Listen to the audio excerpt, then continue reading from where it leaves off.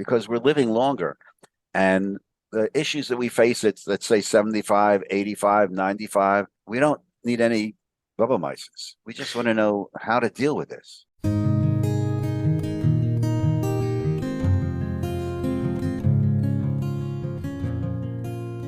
Welcome to Bereaved But Still Me. Our purpose is to empower members of our community. I'm Michael Lieben and the father of 3 children, Idan, Sapir, and Liel.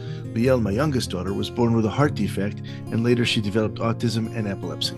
Losing Liel at 15 is what has brought me here to be the host of this program. Today's program is Jewish Aging, Loss of Community, and Anticipatory Grief, and our guest is Rabbi Richard Address. Rabbi Address was ordained from Hebrew Union College Jewish Institute of Religion in 1972 and began his rabbinic career in Los Angeles congregations. He also served as a part-time rabbi for Beth Hillel in Carmel, New Jersey, while regional director, and after his URJ tenure, served as a senior rabbi of Congregation M'kor Shalom in Cherry Hill, New Jersey from 2011 to 2014. Rabbi Richard Address is the founder and director of Jewish Sacred Aging. He served for over 3 decades on staff of the Union for Reform Judaism, first as regional director, and then beginning in 1997 as founder and director of the URJ's Department of Jewish Family Concerns, and served as a specialist and consultant for the North American Reform Movement in the areas of family-related programming. A major part of his work has been in the development and implementation of the Project on Sacred Aging. This project has been responsible for creating awareness and resources for congregations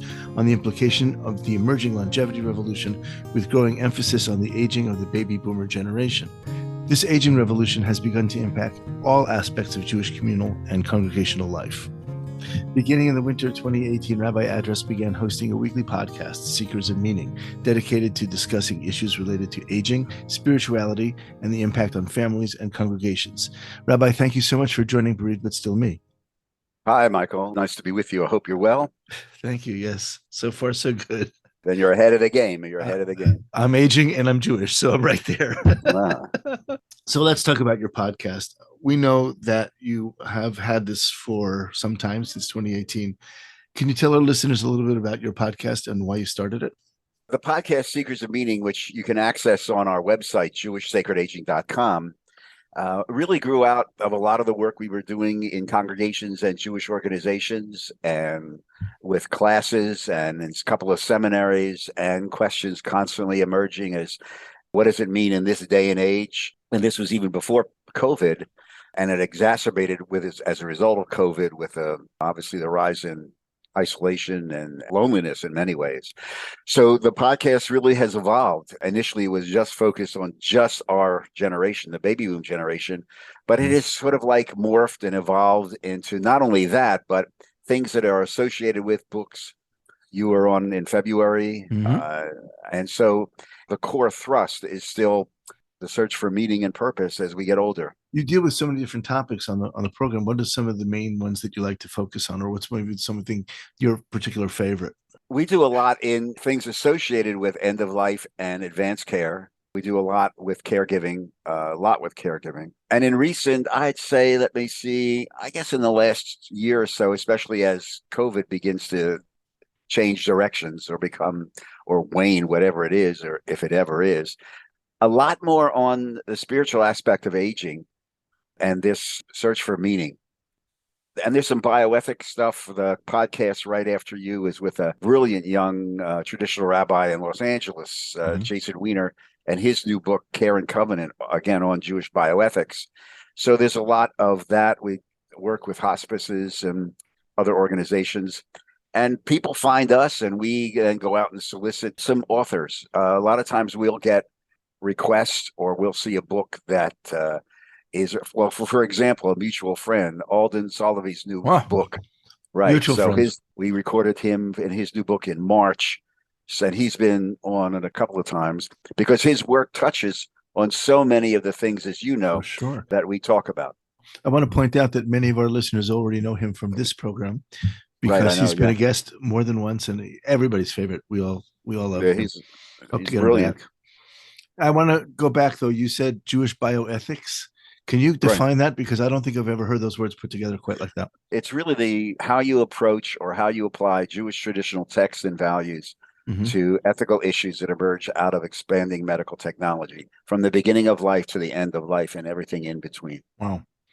that would, I think, would include transplants and the question of Absolutely. when is it legal, when is it possible?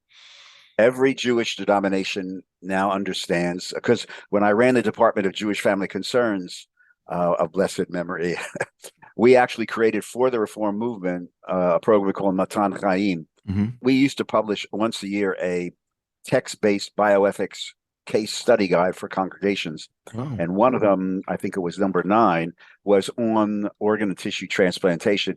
We had actually rituals that were used with people Really? on donating a kidney, of accepting a kidney, an organ, and the family basically shehechianuing it.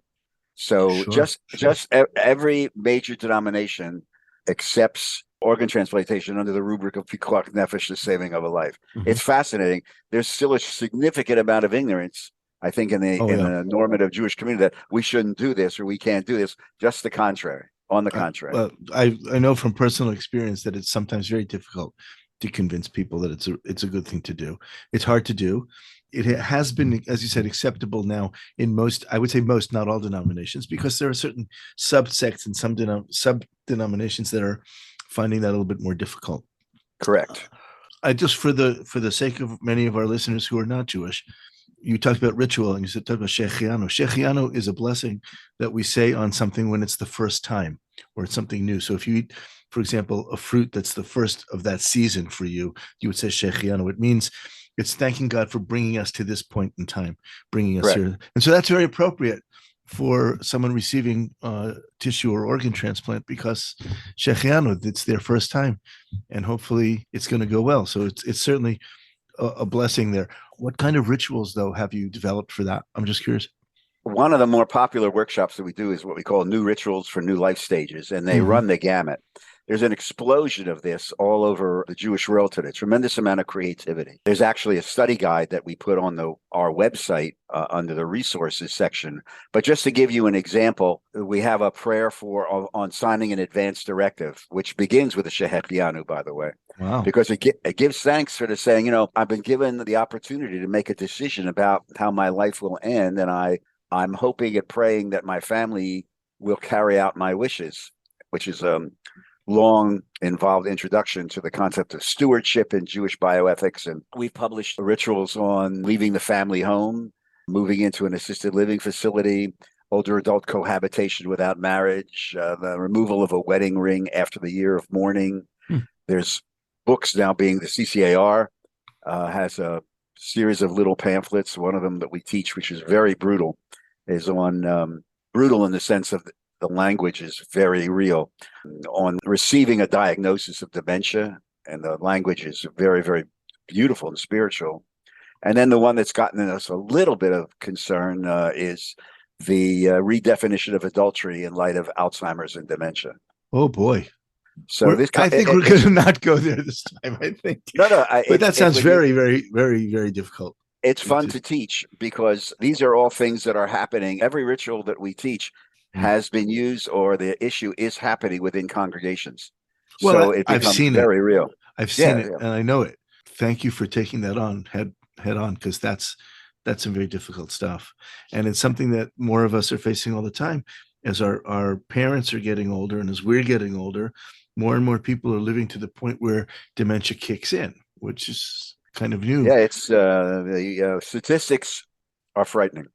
I would imagine. Statistics are frightening. I would imagine. I'm glad you brought up end of life issues, because I was going to ask you if that was related to bioethics. Yeah. To when to turn off machinery, if to turn off machinery, under what circumstances you might be allowed to turn off machinery. Correct. The tradition has guidelines when it is permissible to, as the Talmud alludes to, allow the flame of life to flicker out in dignity and in sanctity. They talk about that? Yeah. I'm a little shocked. Oh, no. There are actual halachic boundaries, goses, trefa, and there's tons of books and articles that have been written on this. It's part of the workshop that we do on making sacred decisions at the end of life. The Jewish tradition is so powerful and modern and prescient. The tragedy is we don't teach this enough because so many of our people are living it. There's one of the rituals that we have in one of the books that we use really as a brief prayer as you remove somebody from life support. Wow, I didn't know there was one. I wish I had known Yeah. that at the time. This is one of the reasons why this ritual workshop gets a lot of people. It's a great thing to teach because it really engenders a tremendous amount of conversation, and people tell their stories, and it's fun to teach, and it's very meaningful. Well, Very meaningful. I also understand now why you call it sacred aging, because there really is that aspect to it. Just before we end the first part, I'm going to ask you, people who are hearing this might want to become guests on your podcast. How can they find you and how can they become guests? Real easy. Just email me at Rabbi Address at JewishSacredAging.com. That's how to get a hold of us. That's it. I'm from Philadelphia. We try to keep things really simple. Or just go to the website, JewishSacredAging.com, and there are ways to get a hold of me. But that's the easiest thing, Rabbi Address at JewishSacredAging.com. You are listening to Bereaved But Still Me. If you have a question or comment that you would like addressed on our program, please send an email to Michael Lieben at michael@bereavedbutstillme.com. That's michael@bereavedbutstillme.com. This content is not intended to be a substitute for professional medical advice, diagnosis, or treatment. The opinions expressed in the podcast are not those of Hearts Unite the Globe, but of the hosts and guests, and are intended to spark discussion about issues pertaining to congenital heart disease or bereavement. Richard, let's talk about anticipatory grief, especially in the Jewish community. What do you think we can do as a community to prepare for the loss of life? This is becoming more and more a reality as more and more people deal with chronic illness, the Alzheimer's and dementia thing. My personal belief, and when I work with congregations, I always urge them to put in every program year a mandatory, at least one educational forum on end of life, advanced care, care planning, and how the Jewish tradition approaches this, so that people can begin to talk about this in families. There's, as you know, a significant amount of denial. People don't want to do it. There's not the easiest conversation to have with my 40-year-old children about how are you going to take care of me? There's lots of psychospiritual aspects involved with this. And also, if I'm dealing with this with an adult parent, which happens all the time. So the more I know that congregations talk about this, raise this within the context of Jewish tradition and text, the better off we are all going to be. And I have had this experience, and I will guarantee you most of my colleagues have had this experience when they have worked with a family to do advanced planning, when they've had even to sometimes facilitate a conversation, when a family has made the decisions, are comfortable with these decisions, the dynamics of the family change, even if there's estrangement. But you can't change the fact, let's just say with a dementia issue, that you know what the end result is going to be. And as I experienced with my mom, understood that I began sitting Shiva for her 6 months before she died. Right. Because it was quite obvious what was going to happen. And that is that anticipatory grief. There is a magnificent book by Pauline Boss, Boss, about the myth of closure and anticipatory grief as a result of COVID.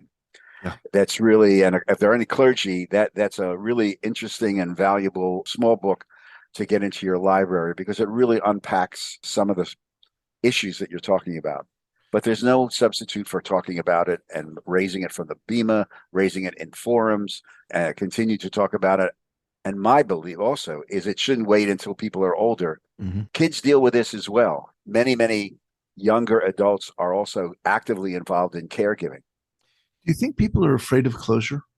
Depends. Some people want it very badly and they walk away without really understanding the necessity of the rituals Jewishly of Shiva. I mean, when you really study Shiva, it is brilliant. Yeah, but Shiva doesn't give you closure. It enables you to begin a long process of But that begins the grief. process. Yeah, it's absolutely great. Closure implies, I'm done with this. Yeah. You're never done with it. That's the point. I think You're also never done with it. I think also people are afraid of closure because they think that if I've moved on from somebody, I've left them behind somewhere.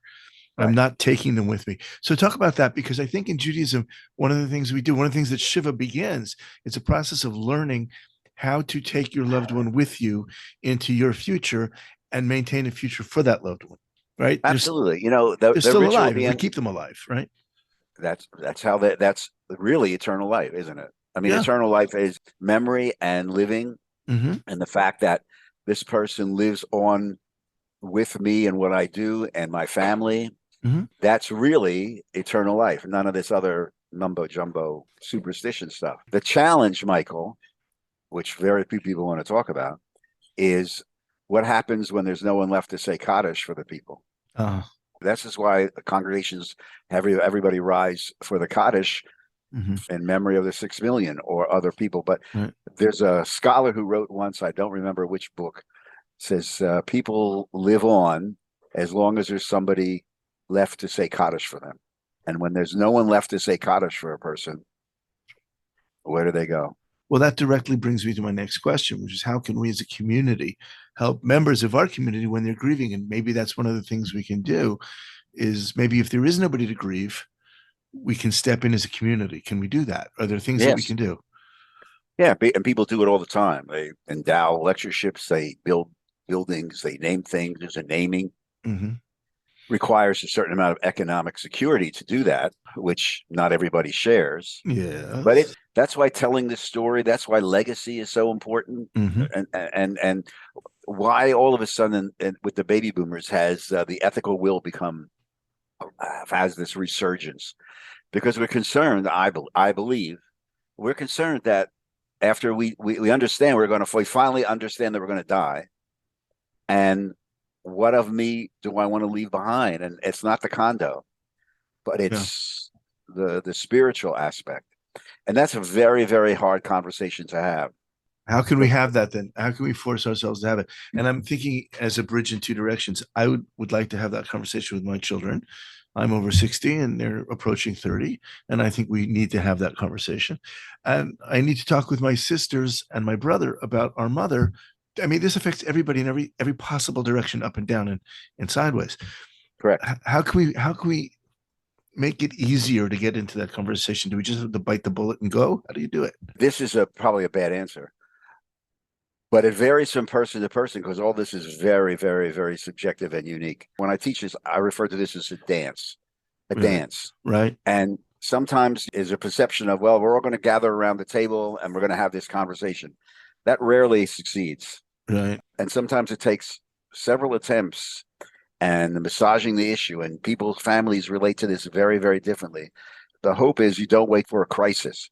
Mm-hmm. So when you talk to people about developing a care plan, who's going to take care of who, when, who's going to be responsible, if you're lucky enough to have that conversation, because I was an only and there were no brothers and sisters to come in. And then you have this other phenomenon, at least in the United States, of this, the literature is calling solo agers, where people are growing older. They have no family. They've never married. They have no children. Mm-hmm. And they basically say, wait a minute, who's going to take care of me? I'm all alone. Wow. I think a synagogue has an absolute responsibility to talk about this. Wow. Because we talk about it from Jewish texts, and I don't understand why more of them don't, because a rabbi deals with this all the time in their office. Well, that's like sort of my next two sub questions. As a rabbi, people come to you and say, "What do I do?" And then you have to go through the whole thing from start to end, because they've probably, if they're calling you, they probably reached the crisis moment and they didn't discuss it, and now they're stuck. And the other thing is, how as a rabbi do you introduce this conversation naturally into the community? Is it by hosting courses? Is it by having lectures? How do you get people into the idea that they need to do this? All of the above. No. Seriously, sermons, educational forums, the text. You can study a series of texts from Tanakh onward that talk about this. There's great midrash that are used in the bioethics teaching that talk about choices. Deuteronomy 30:19, therefore choose life. But the B part of the verse is the reasons why you make choices to sanctify life is so that the people come after you are blessed. Well, what does that mean in the contemporary world with medical technology? And sure. That goes back to your original question of about 10 minutes ago about the boundaries. And sometimes the choices are between bad and badder. Yeah. We know that here. One of the main thrusts, what I learned when I worked for the URJ and even in my own congregation, is that as wonderful as all the macro issues are, in the real life, in the trenches, in people's homes, in their families, in their souls. They want their Judaism to speak to them and say, how do we deal with this from a perspective of faith? Not pediatric, as Dr. Larry Hoffman refers to it, not pediatric Judaism, but what we call a mature spirituality, because we're living longer. And the issues that we face at, let's say, 75, 85, 95, we don't need any Bubameises. We just want to know how to deal with this. If you've enjoyed listening to this program, please visit our website, heartsunitetheglobe.org, and make a contribution. This program is a presentation of Hearts Unite the Globe and is part of the Hug Podcast Network. Hearts Unite the Globe is a nonprofit organization devoted to providing resources to the congenital heart defect community to educate, empower, and enrich the lives of our community members.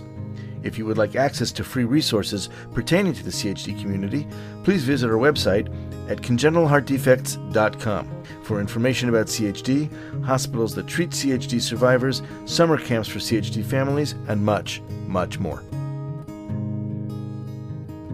The life of a community, I think, in some sense mimics that of a person. Communities are young and vibrant, they get older, and eventually they pass on. And what I mean by that is, in the Jewish context, all of our life cycle events are focused in the synagogue. So there's an age when we're very young and all of our friends are having all of our bar mitzvahs. And then there's an age when we all get married at the same, more or less level. In the space of so many years, all of us and all of our friends get married. And then we all have children, and all of these are celebrations and joyous. And then somebody's parents begin to die, and our usage of synagogue and our Judaism changes, and it changes radically, and it doesn't always come back. So let's talk about that in terms of communities and what happens. America is very transient in that sense. I remember in high school being told that America was the newly nomadic state, and that people could be born in New York and be educated in New York and get a job in Chicago or in California. And that's not a big thing. They just move.